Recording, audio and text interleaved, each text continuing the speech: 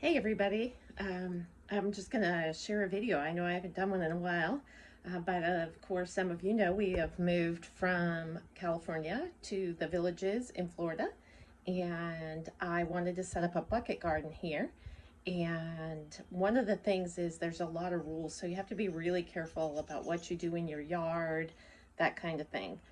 So we're doing it on our deck, and one of the things in it is also that it's a screened in porch or screened in deck, and that keeps the squirrels from getting into the garden and a lot of other things out here that apparently for some people I've spoken with have just destroyed their gardens. So we're going to do it on the deck.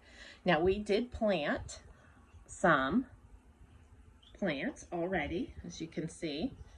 And one of the things, as you can see, is the tomatoes have started getting really big. The tomato plants are doing really, really well in the buckets. And so we were looking for a way to set up a trellis system that wouldn't be so obvious, like the bright colored cages, that kind of thing. So looking around to see what we could do that would be less obvious, if you wish, we've come up with the following solutions that we're going to give a try. Okay, so you can see that even in our small deck garden, we were able to get quite a few plants in. We still have more room, so we're looking at some other ones, but our tomatoes have really started to take off. And what we decided to do was up behind the blinds, when they put these up, there was a wooden beam.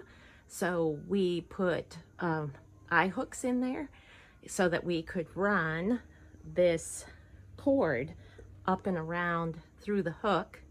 And then we ran it around this banister because we did not want, or the railing, because we didn't want to put more holes in it. So we ran it through so it's not real obtrusive and you can kind of see it when you're on the outside, but it's not like a trellis.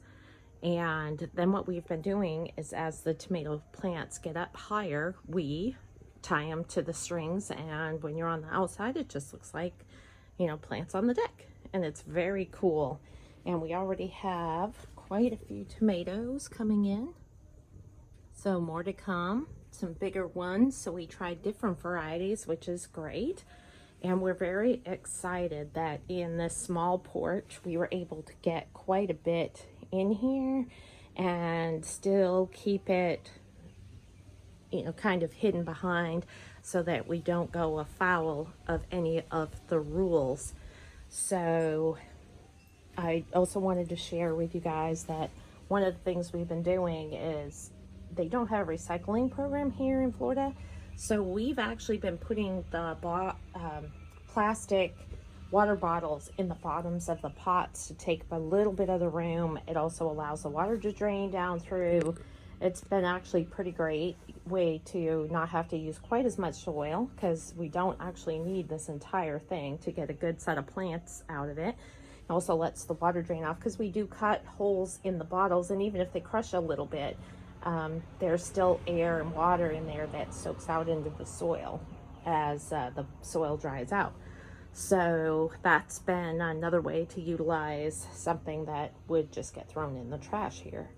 So I hope this encourages you guys to start your own deck garden, realizing that even in a small space, which is way smaller than my California garden, that you can do it even in an area where you have to be careful what kind of plants you put out because of rules or because of the squirrels and the birds and everything else that will take your garden apart.